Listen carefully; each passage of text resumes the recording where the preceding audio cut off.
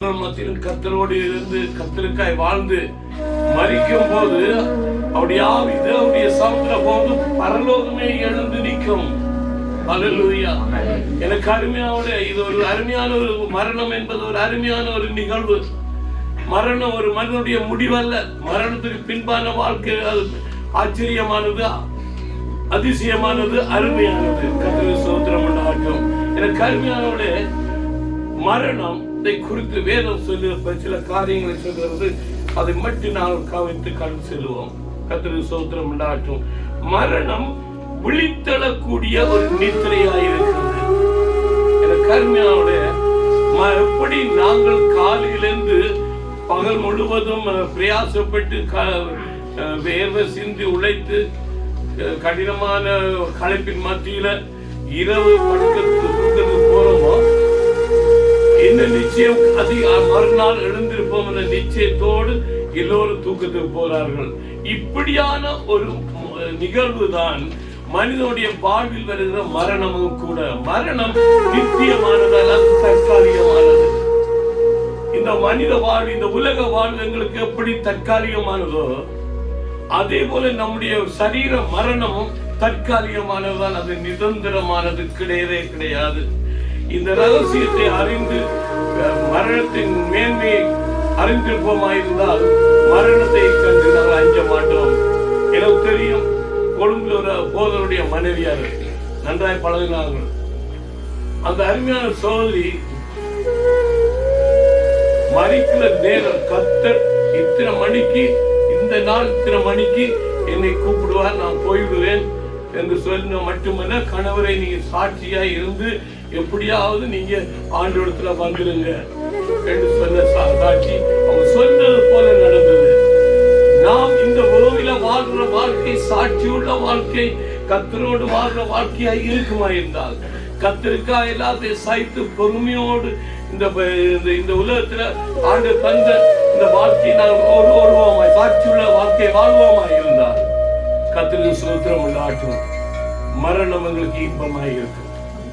மரணம் ஒரு நாள் எங்களுக்கு பயத்தை உண்டு பண்ணாது. உண்மையாய் ரட்சிக்கப்பட்டு ரட்சிப்புல இருந்து கர்த்தருக்குள்ள வாழ்ந்த ஒரு தேவ பிள்ளை மரணத்தை குறித்து கலங்க மாட்டார்கள், பயப்பட மாட்டார்கள்.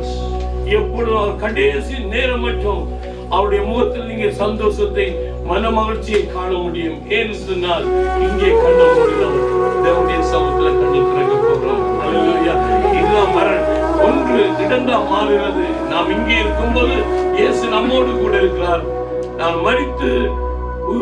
மரிப்பமாயிருந்தால் இங்கே கண்ணை மூடும் போது அங்கே இயேசுடைய சமூகத்துல இயேசுவோடு வாழ்ந்திருப்போம். அல்லேலூயா.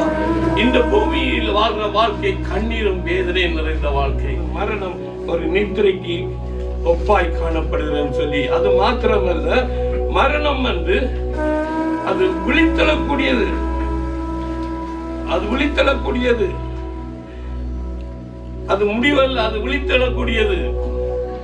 நித்திரை போற மனிதன் அதிகாலை எழுந்திருப்பான் என்று எவ்வளவு நிச்சயமா நம்புறானோ, அதே போல கர்த்தருக்குள்ள மரிக்கிறவர்கள் எழுந்திருப்பார்கள். அல்லேலூயா. ஆண்டவராகிய இயேசு கிறிஸ்துவின் ரகசிய வருகையில கல்லறைகள் எல்லாம் தேவகுமாரனுடைய சத்தத்தை கேட்கும். கல்லறைகள் திறக்கப்படும். மரித்தோருக்கு முன் நாங்கள் முந்திக் கொள்வதில்லை. ஒருவேளை இயேசுடைய ரகசிய வருகை சம்பவிக்குமா இருந்தால் நாம் உயிரோடு இருப்போமா இருந்தால் நாம் மறுரூபமாக்கப்படுவோம். ஆனா அதற்கு முன்பாக எங்களுக்கு முன்பாக மரித்தவர்கள் எழுந்து மகிமையின் சரீரத்தோடு. அல்லேலூயா. இதனாலதான் நாங்கள் எங்க ஊர்ல வந்து புதைக்கிற அந்த வார்த்தையை நான் பயன்படுத்துறது கிடையாது. ஒரு சரீரத்தை புதைக்கிற என்ற வார்த்தை நான் பயன்படுத்துறேன். நான் விதைக்கிறோம். ஒரு விவசாயி விதைகளை விதைக்கும் போது அதுகள் எப்படி ஒரு புதிய மேனியோடு எழும்புறதோ, அதே போல கிறிஸ்துவுக்குள்ள சாட்சியாய் பரிசுத்தமாய் வாழ்ந்தவர்கள், கிறிஸ்துவுக்காய் கடைசி மூச்சு மட்டும் ஓடினவர்கள் ஒரு நாள் மகிமையின் சரீரத்தோடு எழுந்து மகிமையின் தேவனிடத்தில் கடந்து செல்வார்கள். அல்லேலூயா. அல்லேலூயா. மரணம் என்பது ஒரு ஓய்வெடுக்கும் காலம். கர்த்தருக்குள்ள நித்திரை அடைந்தவர்கள் சொல்லும் போது அது ஒரு அந்த காலம், அந்த பீரியட் ஒரு ஓய்வெடுக்கும் காலமா இருக்கிறது.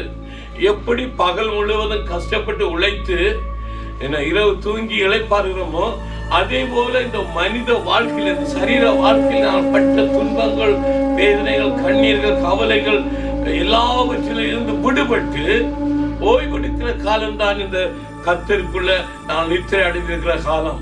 இயேசு வரும்போது நாங்கள் உயிர்த்தெழுவோம். அல்லேலூயா. அதுக்கு இந்த சௌரி முந்திக் கொண்டதுக்காக நான் கர்த்தரை ஸ்தோத்திரிக்கிறேன். பிரிவு மிக கொடூரமானது, பிரிவு மிக கொடூரமானது. இந்த ஸ்தானத்தை பாசருடைய மனைவி, இந்த ஸ்தானத்தை கர்த்தரால் நிரப்ப முடியும். ஆண்டவர் ஒருவர் அவரை ஆறுதல் படுத்த முடியும். நாங்கள் எவ்வளவு ஆறுதல் சொன்னாலும், நாங்கள் எவ்வளவு வார்த்தைகளை சொல்லி ஆறுதல் படுத்தினாலும் அந்த இடத்தை என் ஆண்டவரால் மட்டும்தான் நிரப்ப முடியும். கர்த்தர் சகல ஆறுதலின் தேவன் அருமையான ஊழியக்காரனுக்கு அந்த ஆறுதலை கொடுத்து தேற்றுவாராக.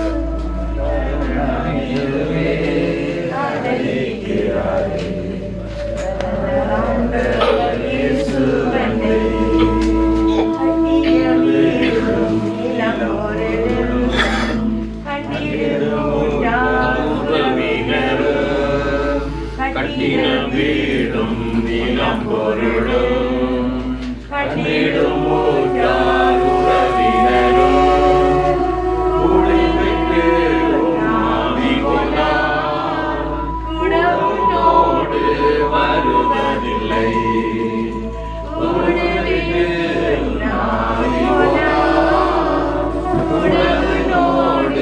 வருவதில்லை, வருவதில்லை. வருவாய் தருணமிதுவே அழைக்கிறாரே, வல்ல ஆண்டவர் இயேசு அண்டை. வருவாய் தருணமிதுவே அழைக்கிறாரே, வல்ல ஆண்டவர் இயேசு அண்டை. எல்லாம் வருத்தத்தோடு கழிப்பதுவே, எல்லாம் நாளாய் வருத்தத்தோடு கழிப்பதுவே.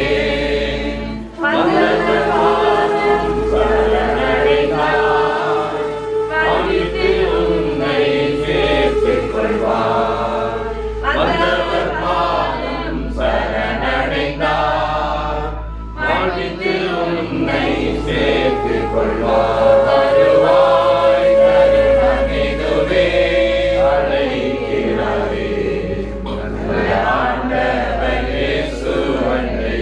அழகு மாலை நிலைத்திடவே, அதை நம்மாலே மயக்கிடுமே. அழகு மாலை நிலைத்திடவே, அதை நம்மாலே மயக்கிடுமே.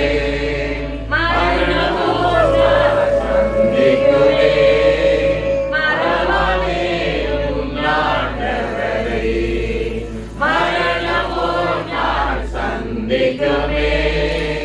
மரணமே உன்னாண்டவரை, வருவாய் தருணமிதுவே அழைக்கிறாரே,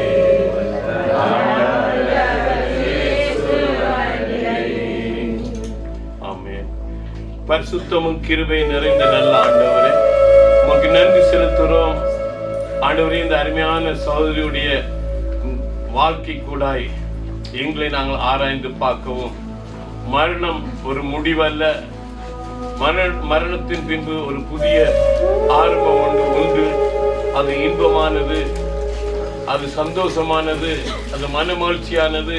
அது உம்முடைய சமூகத்திலே எப்பொழுதும் என்றென்றும் சதா காலங்களிலும் உம்மை துதித்துக் கொண்டிருக்கிற மேலான கிருபை வாய்ந்த காலம் ஆண்டவரே. அதுக்காக உமக்கு நன்றி செலுத்துகிறோம் ஆண்டவரே. இந்த வார்த்தையை கண்ட ஒவ்வொருவரும் இந்த நாள், இந்த உலக வாழ்க்கையில ஆண்டவரே உமக்கென்று வாழ்ற ஒரு வைராக்கியத்தை நீர் உண்டு பண்ணுவீராக. ஆண்டவரே, வசனம் அவருடைய வாழ்க்கையில இருக்கட்டும். ஆண்டவரே, மரணம் ஒரு நாள் சம்பவிக்கும் என்பதை உணர்ந்தவர்களாய் இந்த வாழ்க்கையை வீணடித்து விடாதபடி இந்த வாழ்க்கை, இந்த உலக வாழ்க்கையில ஆண்டவரே எல்லாவற்றையும் விட்டு இயேசு எனக்கு போதும் என்று சொல்லி வாழத்தக்க ஒரு வாழ்க்கையில ஒவ்வொருவரும் வைராக்கியமாய் இருக்க கர்த்தர் உதவி செய்யும்படியாய் ஜெபிக்கிறோம்.